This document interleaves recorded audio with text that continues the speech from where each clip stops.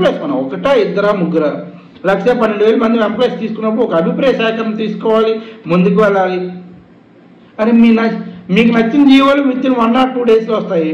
Increment file ముందుకు రావు, notional increments వెళ్ళవు, ఆటోమేటిక్ అడ్వాన్స్ స్కీమ్ రాదు, ఓ ప్రమోషన్ ఛానల్ పైన ఇష్యూస్ ముందుకు రావు, గ్రూప్ ఆఫ్ మినిస్టర్ మీటింగ్ ముందుకు వెళ్తాం.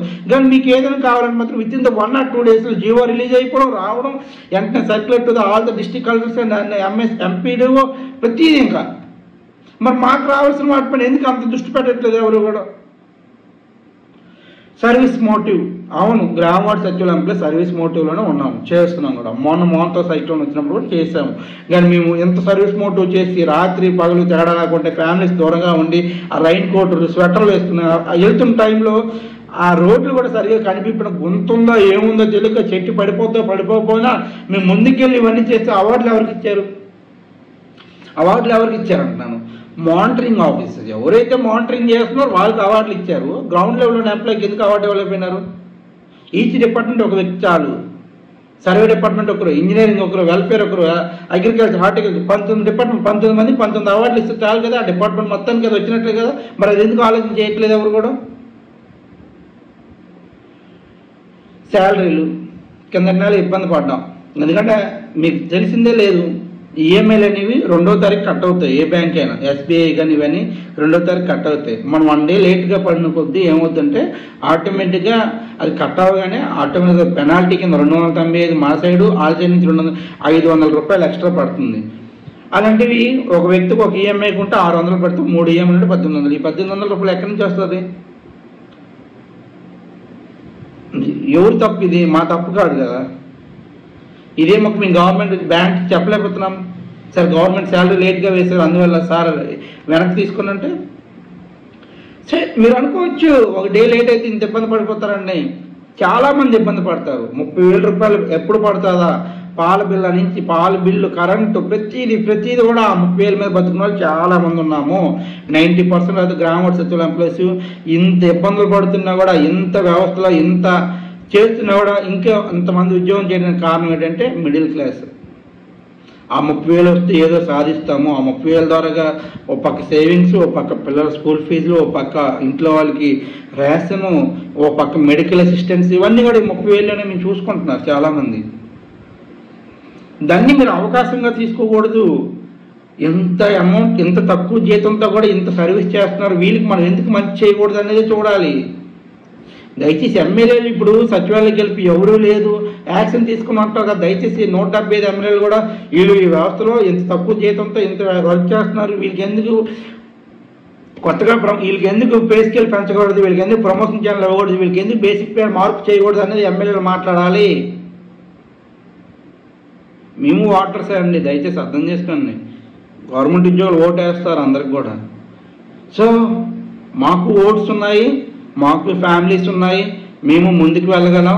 దయచేసి మాకు బాధలు అర్థం చేసుకోండి. గ్రామ వార్డు సచివాలయం ఎంప్లాయీస్ యొక్క ఇష్యూస్ ఏంటో తెలుసుకోండి. ఫస్ట్గా ఎంత ఇబ్బంది పడుతూ మాట్లాడవలసిన అవసరం ఎందుకు వస్తుంది? నేటివ్ మండలి కాన్సెప్ట్ లేదు. ఇంతకుముందు నేటివ్ మండలి ఉండేవాళ్ళం, కొన్ని సొంత ఇల్లు, ఆ కిరాయి ఏదో మిగిలేదు. ఇప్పుడు పక్క మండలికి వెళ్ళాము, పక్క మండలికి వెళ్ళినప్పుడు హౌస్ కిరాయి అనేది పెరుగుతుంది, ఒక 5,000 ఎక్సెస్ పడుతుంది.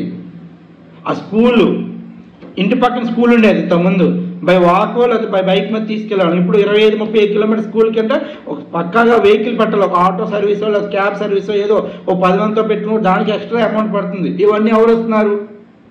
ఈ 30,000లోనే కదా కడుతున్నారు అందరం కూడా. మరి ఇవన్నీ ఎందుకు అర్థం చేసుకోవట్లేదు ప్రభుత్వం వారు?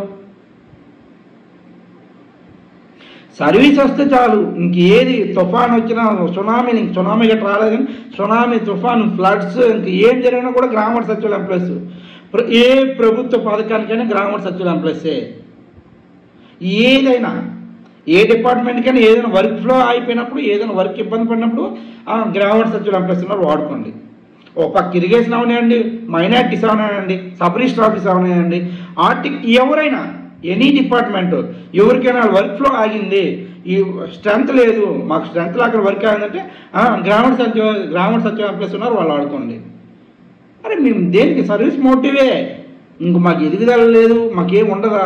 ఓన్లీ ఇంక సచివాలయ ఎంప్లాయీస్గా జాయిన్ అయ్యి సచివాలయ ఎంప్లాయీస్లోనే రిటైర్మెంట్ అవ్వాలా? దయచేసి మళ్ళీ మేము చెప్తున్నాము, మమ్మల్ని దయచేసి మా యొక్క మాతృ డిపార్ట్మెంట్కి అప్ చెప్పేసేయండి. ఈ జిఎస్డబ్ల్యూఎస్ ట్యాగ్ అనేది మొత్తం తీసి పడేసేయండి. అది తీసేస్తే సర్వే డిపార్ట్మెంట్, మీరు సర్వే డిపార్ట్మెంట్కి అప్ చెప్తారా, రెవెన్యూకి అప్ చెప్తారా, మీ బాధ్యత. ఆ డీడీఓలు వచ్చి తహసీల్దారులలో మండల సర్వేను పెట్టండి. ఇంజనీరింగ్ అసిస్టెంట్ ఉంది, 4 డిపార్ట్మెంట్ ఉన్నాయి, నలుగురిని 2500 కింద ఒక్కొక్క డిపార్ట్మెంట్ స్ప్రెడ్ చేయండి. స్ప్రెడ్ చేసి వాళ్ళకి అప్ చెప్పండి. అలాగే ఏ డిపార్ట్మెంట్కి అప్ చెప్తే వారి వర్క్ వాళ్ళు చేసుకుంటారు. మీరు ఏం చేస్తున్నారంటే ప్రజలకి సర్వీస్ మోటివ్ మీద ఆలోచిస్తే జిఎస్డబ్ల్యూఎస్ వ్యవస్థ నిర్వహణ చేస్తున్నారు. మా వ్యవస్థ ఓన్లీ ఫర్ సర్వీస్ మోటివ్ వ్యవస్థ అయిపోతున్నాము. జిఎస్డబ్ల్యూఎస్ అంటే గ్రామ సర్వీస్, వార్డు సర్వీస్ అంతే. సచివాలయం మరలేదు, సర్వీస్ గ్రామ సర్వీస్, వార్డు సర్వీస్ ఎంప్లాయీస్. అదే విధంగా ముందుకు తీసుకెళ్తున్నారు. మీరు అందరూ కూడా దయచేసి మమ్మల్ని మీ పిల్లల వల్లే భావించి, ఏజ్ ఉంది అందరికీ, 22 years నుంచి జాబ్లు ఉన్నారు, చాలామంది యంగ్ ఏజ్లో ఉన్నారు. మమ్మల్ని యూటిలైజ్ చేసుకోండి, మా యొక్క సర్వీసెస్ యూటిలైజ్ చేసుకోండి, మాకు చదువులు మీరు యూటిలైజ్ చేసుకోండి.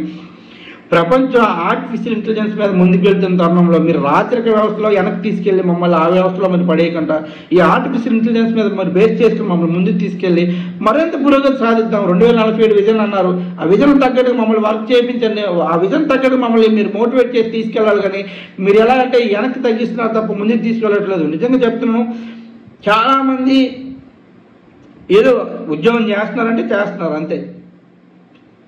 అంటే మెమోలు భయపడో, సోకాజులు ఇస్తారని భయపడో, లేకపోతే మల్టిపుల్ బాసిజం భయపడో వర్క్ చేస్తుంది. ఎవరు కూడా సెల్ఫ్ సాటిస్ఫాక్షన్ అనేది లేదు. 100% చెప్తున్నాను, 100% ఎవరు కూడా సంతృప్తిగా చేయట్లేదు. దయచేసి గవర్నమెంట్ పక్షాన ప్రభుత్వం ఎప్పుడు, గవర్నమెంట్ ఉద్యోగుల పక్షాన ప్రభుత్వం ఎప్పుడు నిలబడాలి. దయచేసి ప్రభుత్వం వారు ఈ విధంగా ఆలోచించాలి. దయచేసి నారా లోకేష్ గారికి, డిప్యూటీ సీఎం పవన్ కళ్యాణ్ గారికి, సీఎం చంద్రబాబు నాయుడు గారికి, వివిధ డిపార్ట్మెంట్ యొక్క మంత్రులు వాళ్ళందరూ కూడా మేము చెప్తుంది ఏంటంటే గ్రామ వార్డు సచివాలయం ప్లస్కి ఒక్కసారి మీరు అందరూ కూడా క్యాబినెట్ పరంగా మీటింగ్ ఏర్పాటు చేయండి. ఏర్పాటు చేస్తే మేమేం కోరుకుంటున్నాము, అసలు మీరు మా వ్యవస్థను ఏం చేయాలనుకుంటున్నారు, మీరు ఎలా ముందుకు తీసుకెళ్ళాలనుకుంటారు, మీకు క్లారిటీ, మీకు విజన్ ఉంది కదా, ఆ విజన్ ఏదో మాకు చెప్పండి.